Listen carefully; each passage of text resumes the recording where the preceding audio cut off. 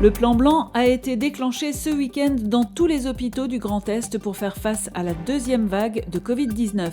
Il s'agit d'un dispositif qui prévoit un certain nombre de mesures spécifiques permettant à un établissement de santé de mobiliser les moyens de toute nature dont il dispose en cas d'afflux de patients pour faire face à une situation exceptionnelle.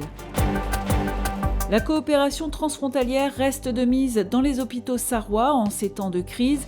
Tobias Hans, ministre-président de la Sarre, met les capacités hospitalières existantes à la disposition de tous ceux qui en ont besoin. Aucune distinction n'est faite entre les patients de la Sarre ou de la France. Une partie du personnel soignant en Sarre est d'ailleurs français. Des contrôles de police et de gendarmerie sont effectués à Bitche suite aux plaintes de riverains au sujet d'excès de vitesse et de nuisances sonores dans certaines rues de la ville.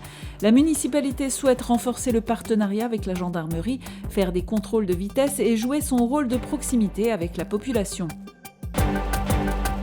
L'Université populaire de Sarreguemines propose des cours de langue, d'art ou encore de philosophie aux personnes qui la fréquentent. 330 personnes sont inscrites pour ce semestre. Ce sont en majorité des retraités, mais il y a aussi des actifs qui souhaitent apprendre l'anglais, l'allemand, l'espagnol ou encore l'une des activités artistiques proposées. Le club vosgien de Niederbronn-Reichshofen propose des sorties différentes tous les jeudis, l'occasion de partir en balade et de faire de belles découvertes avec des guides passionnés.